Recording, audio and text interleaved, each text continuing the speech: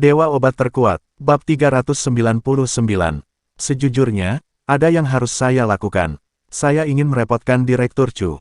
Saya tidak tahu kapan Direktur akan bebas. Saya ingin mentraktir Direktur makan, kata Chen Gang sambil tersenyum. Hei, makan itu mudah, tapi Tuan Chen, Anda harus memberitahu saya apa yang terjadi. Jika saya tidak bisa membantu, maka saya tidak akan berani makan makanan ini. Chu Yun bercanda. Ketika mereka mencapai level tersebut, mereka tidak takut tidak memiliki cukup makanan untuk dimakan, tetapi mereka hanya takut makanan yang mereka miliki tidak akan aman setelah memakannya. Tidak mendapatkan sesuatu yang bagus, tapi terbalik di selokan. Terlebih lagi, dia dan Chen Gang hanya memiliki kenalan singkat, jadi tidak peduli seberapa sopan dia berkata, dia akan tetap menghitung dalam hatinya. Tentu saja Chen Gang mengerti di dalam hatinya. Yah, aku punya teman. Obat baru perusahaannya ingin diluncurkan di Shanghai. Proses persetujuannya macet, jadi dia memintaku untuk meminta nasihat direktur untuk melihat apakah ada masalah yang perlu diperbaiki. Mereka telah memperbaikinya. Ini sangat samar. Apa yang dia katakan secara terbuka adalah meminta nasihat, tetapi apa yang dia katakan secara diam-diam adalah kondisi seperti apa yang ingin disetujui Chu Yun. Kita semua adalah rubah dengan pengalaman ribuan tahun. Kita dapat memahami arti di balik kata-kata tersebut segera setelah kita mendengarnya. Ah, benarkah? Chu Yundao berkata, dari perusahaan mana? Belakangan ini, banyak lamaran perusahaan yang memang ditolak karena tidak memenuhi persyaratan. Dia tidak mengatakan apakah itu tidak memenuhi persyaratan peraturan perundang-undangan atau tidak memenuhi persyaratannya, dan dia tidak akan mengatakannya. Kelompok Ye di Tianhai, jawab Chen Gang. Chen Fan yang berdiri di samping mendengarkan dengan seksama, ia bisa belajar banyak hanya dari percakapan antara Chen Gang dan yang lainnya.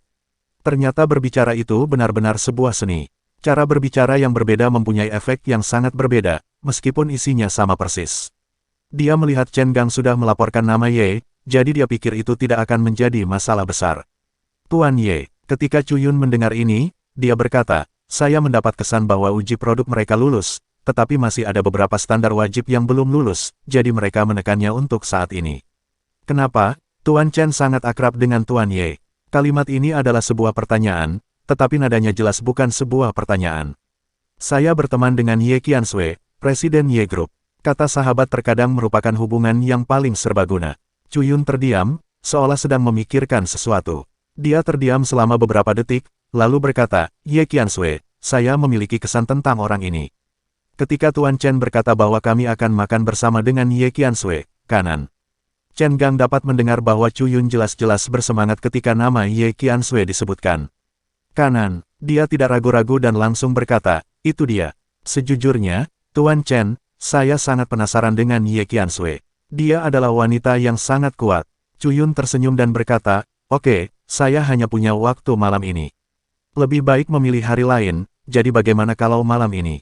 Saya bisa memberi Ye Qiansui beberapa saran untuk membantu produknya disetujui sesegera mungkin. Tidak masalah, kalau begitu saya akan mengaturnya dan menunggu Direktur Chu. Setelah Chen Gang selesai berbicara, dia menutup telepon. Dia memandang Chen Fan dan berkata, oke, tolong beritahu Ye Qiansui. Chen Fan mengangguk dan berbalik untuk pergi. Setelah berjalan beberapa langkah, dia berhenti dan kembali menatap Chen Gang. Dia sendiri pernah ke sana, dan dia tahu ada sesuatu yang lain dalam kata-kata Chu Yun. Ayah, apakah buruk jika Chu Yun mempunyai pikiran jahat tentang Ye Qiansui? Ye Qiansui adalah wanita Lin Yi. Chen Gang berinisiatif mengirim Ye Qiansui ke Chu Yun, yang bukan merupakan hal yang baik. Semakin dia memikirkannya, semakin dia merasa bahwa itu tidak pantas. Meskipun itu adalah perjodohan, Chu Yun jelas memiliki niat ini, dan mustahil bagi Chen Gang untuk tidak mendengarnya. Jika sesuatu terjadi pada Ye Qiansui, keluarga Chen akan hancur. Lin Yi bisa memberi mereka banyak, tapi dia juga bisa segera mengambil semuanya kembali. Tidak ada hal buruk, kata Chen Gang. Kami telah mencoba yang terbaik. Selebihnya tergantung pada Ye Qiansui. Apakah dia dapat melindungi dirinya sendiri dan mencapai tujuannya adalah urusannya sendiri. Matanya sedikit dingin, dan Chen Fan terkejut. Apakah Chen Gang di depannya berubah? Teruskan. Tanpa menunggu Chen Fan bertanya lagi, Chen Gang langsung menyuruhnya pergi, tidak ingin mengatakan apa-apa lagi. Chen Fan tidak punya pilihan selain mengangguk dan segera keluar untuk mencari Ye Qiansui dan memberitahu dia tentang masalah tersebut secara langsung. Di hotel, Ye Qiansui menyesuaikan diri sejenak untuk mengurangi depresinya. Rasa frustrasi dan kehilangan yang dia rasakan saat itu benar-benar yang paling hebat yang pernah dia rasakan selama bertahun-tahun. Mungkin bukan karena dia tidak merasakannya sebelumnya, tapi saat itu, dia benar-benar tidak berdaya, dan seluruh keluarga Ye perlu bergantung padanya. Tapi sekarang dia sudah terbiasa dengan Lin Yi di sisinya, saraf yang tegang selama bertahun-tahun berangsur-angsur mengendur. Dia harus menyesuaikan diri. Anda harus memulihkan diri Anda ke keadaan sebelumnya sesegera mungkin dan kembali menjadi wanita dengan kulit terluar yang kuat. Dong dong dong, ada ketukan di pintu kamar. Tuan kamu, itu adalah suara Xiao Zhao. Chen Fan ada di sini dan berkata dia punya kabar baik untuk kita. Ye Qiansui membuka pintu. Tuan Ye, apakah Anda baik-baik saja? Melihat Ye Qiansui mengangguk, Xiao Zhao berkata, Chen Fan berkata bahwa dia menghubungi Chu Yun melalui koneksi keluarga Chen dan membuat janji dengannya untuk makan malam bersama di malam hari. Mendengar ini, Ye Qiansui terkejut. Apakah Anda sudah membuat janji dengan Chu Yun? Dia bahkan tidak bisa masuk ke pintu gedung kantor pada siang hari, tetapi keluarga Chen menggunakan koneksi mereka bahkan untuk membuat janji makan malam. Kenapa kesenjangan antar manusia begitu besar? Ini bukan waktunya untuk memikirkan hal ini. Jika dia bisa melihat Chu Yun, dia akan memiliki kesempatan untuk berkomunikasi. Selama dia bisa berkomunikasi, dia pasti akan meyakinkan Chu Yun untuk mengizinkan obat baru Ye disetujui untuk dipasarkan. Ye Qiansui menarik napas dalam-dalam, apakah kamu serius? Sungguh, Chen Fan ada di luar. Ye Qiansui segera keluar. Di aula, Chen Fan sedang duduk di sana, mengobrol dengan Liu Feifan. Melihat Ye Qiansui keluar, Chen Fan segera berdiri. Tuan Ye, Chu Yun telah membuat janji di Hotel Jinjue pada pukul 7 malam. Saya harap Anda dapat memanfaatkan kesempatan ini, kata Chen Fan. Aku tahu, terima kasih. Kali ini semuanya berkat kamu. Ye Qiansui tahu betapa sulitnya berkencan dengan orang seperti Chu Yun. Saya khawatir orang yang ingin mengundang Chu Yun makan malam setiap hari bisa mengantri dan mengajaknya kencan. Bagaimana mungkin orang seperti Chu Yun bersedia melakukan apapun tanpa keuntungan? Oke, pemberitahuan saya sudah tiba. Saya akan ke hotel untuk membuat pengaturan dulu. Sampai jumpa di sana malam ini. Setelah Chen Fan selesai berbicara, dia pergi. Ye Qiansui menarik napas dalam-dalam. Meski ada beberapa liku-liku, dia tetap bertemu Chu Yun. Selama dia melihatnya, masalahnya akan terselesaikan. Kali ini, dia harus membuktikannya, tidak hanya kepada orang lain, tetapi juga pada dirinya sendiri. Dia ingin membuktikan bahwa dia masih bisa menangani hal-hal ini meskipun Lin Yi tidak ada. Siap-siap, wajah Ye Qiansui menjadi serius, tidak peduli apa, kita harus mendapatkan nilai untuk makanan ini malam ini. Ya, Xiao Zhao dan Liu Feifan berkata serempak. Mereka bisa melihat bahwa Ye Qiansui ditakdirkan untuk menang. Bab 400, Hotel Jinjue. Di kota seperti Shanghai, yang harga tanahnya mahal, memiliki hotel dengan lebih dari 10 lantai sudah cukup untuk menunjukkan kekuatan pemiliknya. Kebanyakan orang hanya akan memikirkan hotel sekaliber ini tetapi tidak berani masuk dan mengeluarkan uang. Di malam hari, Chen Fan membawa Ye Qiansui dan yang lainnya ke hotel. Silakan masuk. Petugas penyambutan tersenyum. Ye Qiansui dan 3 lainnya mengikuti mereka ke dalam kotak. Chu Yun adalah orang pertama yang tiba, jadi dia tidak akan datang sepagi ini karena dialah yang diundang. Chu Yun ini mempunyai aura yang cukup besar. Liu Feifan berbisik, sepertinya birokrasinya sama dimanapun berada. Dia sudah lama mengetahui hal ini dan sudah terbiasa. Dia hanya takut Ye Qiansui tidak terbiasa, jadi dia memberitahunya terlebih dahulu. Biasakan saja, kata Ye Qiansui. Tampaknya dia telah menerima kenyataan dan memalingkan muka dari segalanya. Chen Fan masuk. Tuan Ye, Direktur Chu mungkin terlambat, mohon tunggu sebentar. Ye Qiansui tidak bereaksi sama sekali, dia sudah siap secara mental. Waktu berlalu, dan 40 menit penuh telah berlalu sejak waktu yang disepakati. Ye Qiansui masih tidak terburu-buru. Dia tahu bahwa orang-orang dengan kesombongan tinggi ingin muncul di akhir untuk menonjolkan status mereka. Ini bukan pertama kalinya dia menemui hal seperti ini.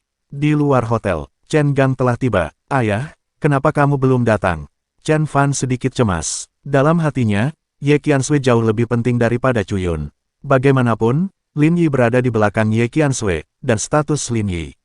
Dibandingkan dengan Chu Yun, jika Lin Yi bukan orang yang rendah hati dan tidak pernah memamerkan bakatnya dengan mudah, jika tidak, dia akan patuh seperti Huang Qi yang diberi pelajaran terakhir kali, dan Chu Yun harus patuh. Mengapa kamu begitu cemas? Kamu bisa melakukan hal-hal besar di masa depan.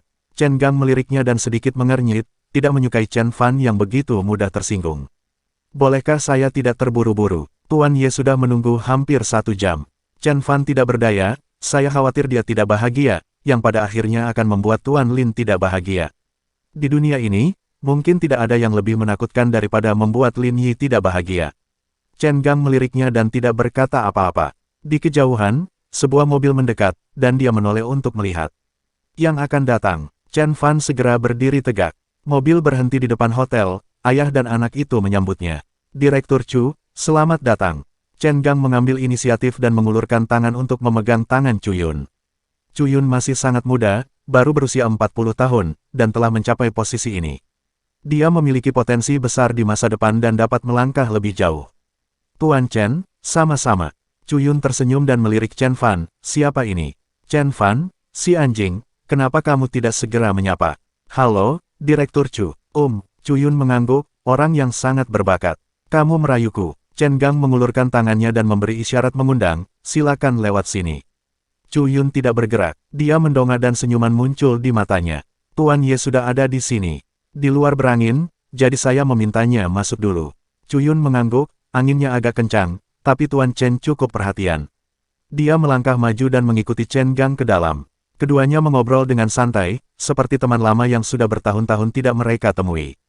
Jika Chen Fan tidak mengetahui bahwa mereka berdua hanya bertemu sekali sebelumnya, dia akan terkejut karena Chen Gang dan Chu Yun begitu akrab. Ini juga merupakan keterampilan. Anda dapat mengobrol kapan saja dan di mana saja tanpa merasa canggung atau asing sama sekali. Di dalam kotak, Ye Qianxue sedang duduk di sana. Ketika dia mendengar seseorang mendorong pintu hingga terbuka, dia berdiri. Tuan Ye, Direktur Chu ada di sini. Halo, Direktur Chu. Ye Qianxue tersenyum, berinisiatif untuk melangkah maju, dan mengulurkan tangannya, saya Ye Qianxue. Saya sangat senang bertemu Direktur Chu. Mata Chu Yun berbinar, Ye Qianxue di depannya lebih cantik dan anggun dari orang di foto. Dia memegang tangan Ye Qianxue dan menepuk punggung tangan Ye Qianxue dengan tangannya yang lain, seolah dia tidak berniat melepaskannya. Oh, ini bukan pertama kalinya saya mendengar nama Tuan Ye. Lebih baik bertemu dengannya daripada menjadi terkenal. Saya juga sangat senang bertemu Tuan Ye malam ini. Jejak rasa malu melintas di mata Ye Qianxue, dan dia menarik tangannya tanpa meninggalkan bekas, wajahnya masih tetap lembut. Direktur Chu, silakan duduk. Semuanya, silakan duduk. Berhenti berdiri. Chen Gang tersenyum dan meminta semua orang untuk duduk bersama. Dia memimpin Chu Yun untuk duduk di kursi utama, dan ketika dia hendak membiarkan Ye Qianxue duduk di kursi wakil, Chu Yun melambai. Tuan Chen, jangan terlalu sopan. Kita semua adalah bangsa kita sendiri. Saya masih ingin Anda, ayah dan anak, menjadi kepala sekolah dan wakil saya. Ia sengaja memasang wajah datar dan berkata dengan nada bercanda, Anda tidak perlu menemani saya. Tuan Ye, silakan duduk di sini. Kita bisa ngobrol saja. Suasana di dalam kotak tiba-tiba menjadi sedikit aneh. Chen Fan tidak mengerti apa yang dimaksud Chu Yun. Sejak pertama kali dia berjabat tangan dengan Ye Qianxue, dia tahu bahwa Chu Yun tidak memiliki niat baik. Jika bajingan ini tahu siapa Ye Qianxue, dia mungkin akan memotong tangannya sendiri. Chen Fan memandang Chen Gang, tapi Chen Gang tersenyum dan tidak mengatakan apa-apa. Sebaliknya, dia menatap Ye Qianxue dan membiarkannya membuat keputusan sendiri. Oke, kebetulan saya punya sesuatu, tolong minta bantuan Direktur Chu. Dia duduk dengan murah hati di kursi pengawal di sebelah Chu Yun, dan Chen Gang duduk di kursi asisten pengawal. Xiao Zhao dan Liu Feifan saling memandang dan tahu bahwa Chu Yun memiliki beberapa masalah, tetapi Ye Qianxue tidak mengatakan apa-apa, dan mereka tidak dapat menghentikannya. Bagaimanapun, hari ini adalah masalah penting yang berhubungan dengan keluarga Ye. Dan tidak mungkin ada masalah. Chu Yun sangat senang dan menatap Ye Qianxue sambil tersenyum. Dia berperilaku baik dan tidak melakukan gerakan apapun ketika dia muncul. Tuan Ye masih sangat muda. Dia tersenyum dan berkata, tidak mudah bagi seseorang semuda Anda untuk bisa mengendalikan sebuah perusahaan sendirian. Sungguh mengagumkan. Dia melambai. Tuan Chen, bagaimana kalau membuka 2 botol anggur dan membiarkan semua orang minum dan mengobrol pada saat yang sama?